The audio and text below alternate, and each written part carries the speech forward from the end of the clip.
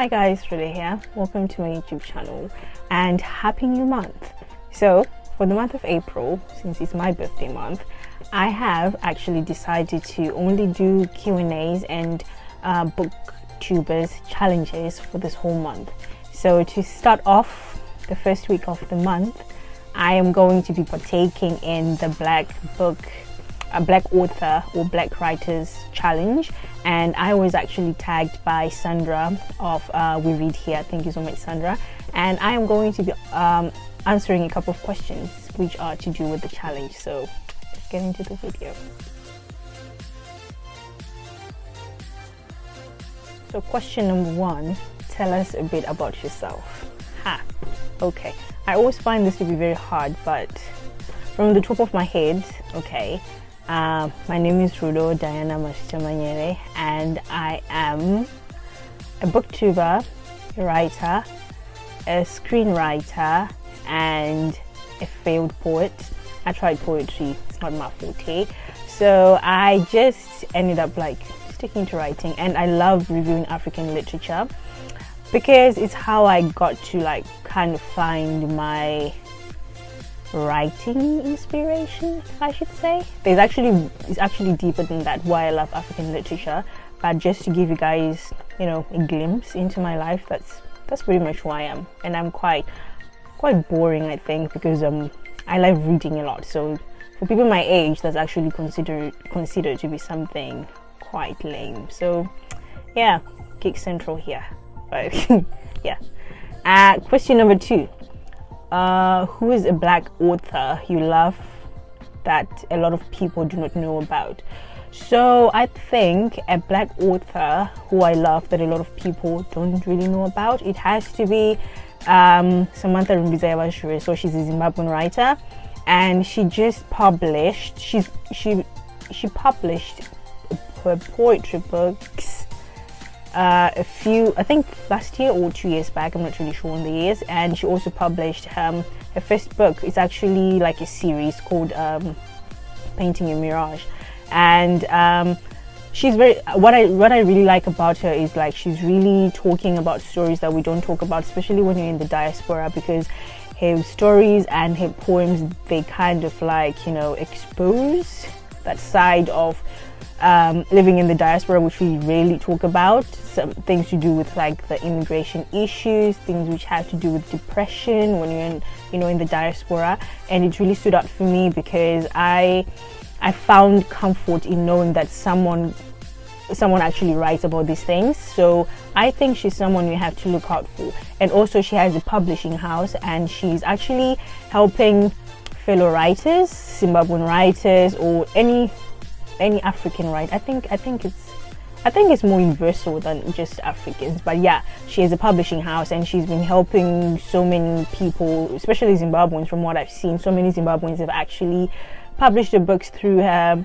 publishing house, and I'll actually be publishing my book through a publishing house soon too. So yeah, I think she's one of the Black authors who I know, who I think you guys should look out for. Number three, favorite book about the Black experience. So I have two. Okay, so here it says the Black experience, but I'm just going to try and divide the two because I mainly focus on African literature. But before that, I was actually reading a lot about African Americans. And my favorite book, I've said this in so many videos about the Black experience, has to be number one. It has to be The Bluest Eyes by Toni Morrison. To be honest, that book was very, very heavy.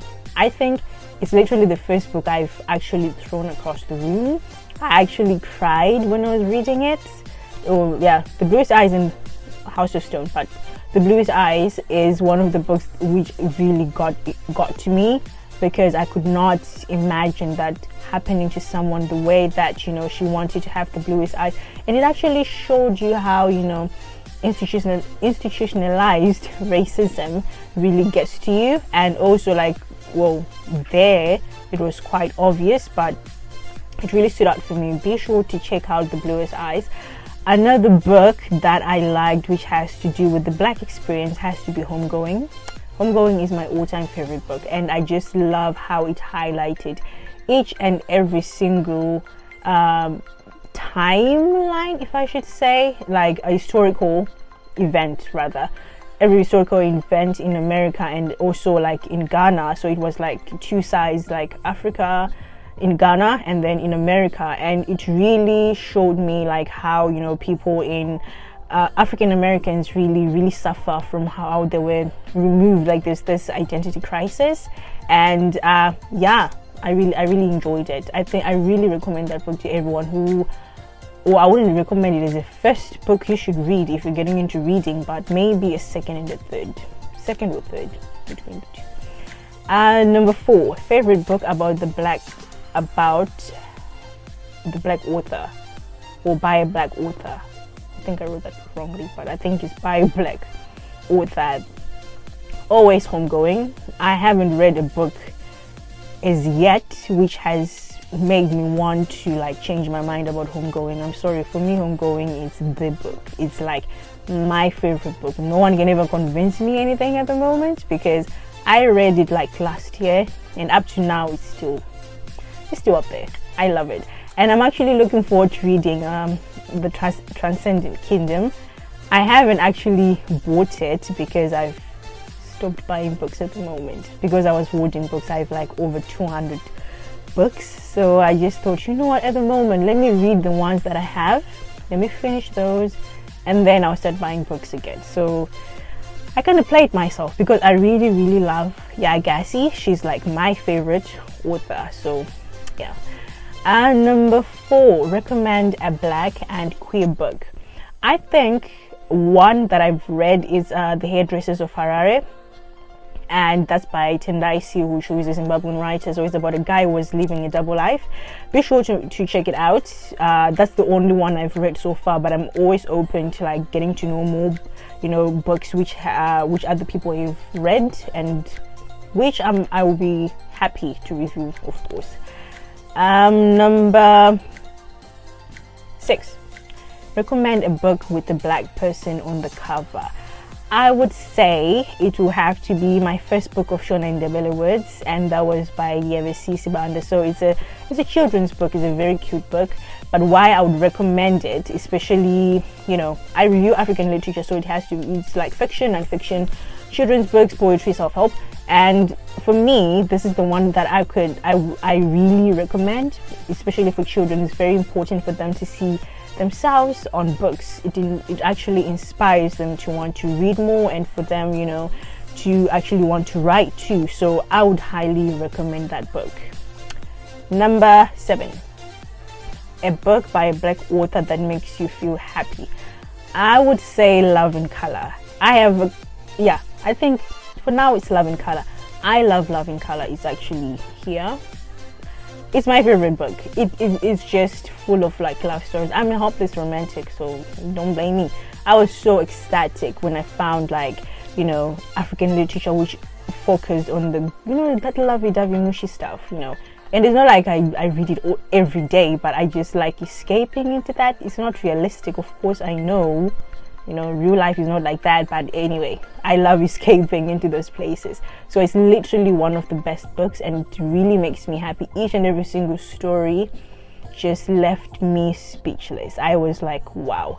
And what really stood out for me was the writing, like her writing style. I fell in love with it, and I'm actually going to study the book more so I can write like her, because usually when I love a book, I kind of want to mirror that, not copy exactly, but kind of like mirror. Number 8, some black YouTubers. So you guys, if you don't know, there are a lot of black YouTubers and bookstagrammers.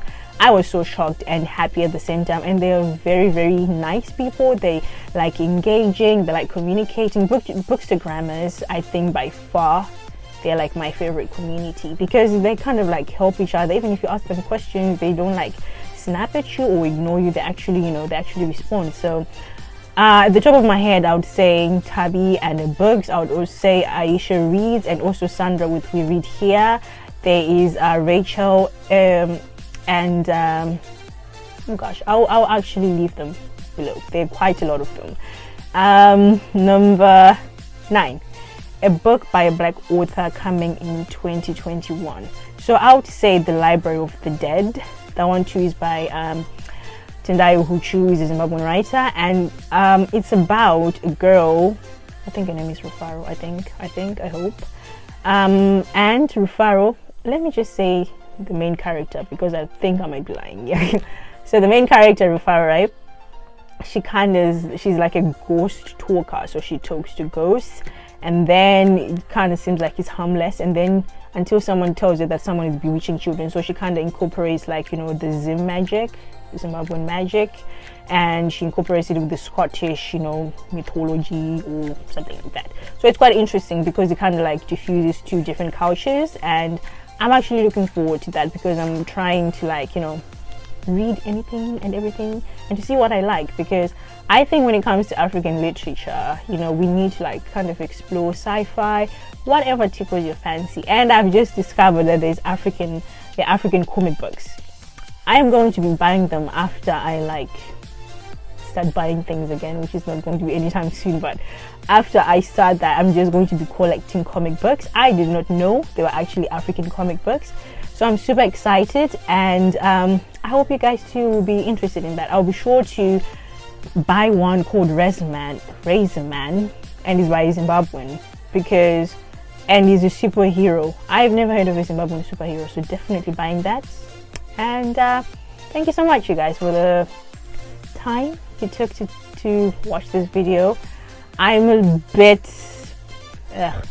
off, I think you can tell, but I'm getting there. So number 10 is Text Some Books Black booktubers, and I'll definitely be sure to leave some in the description below.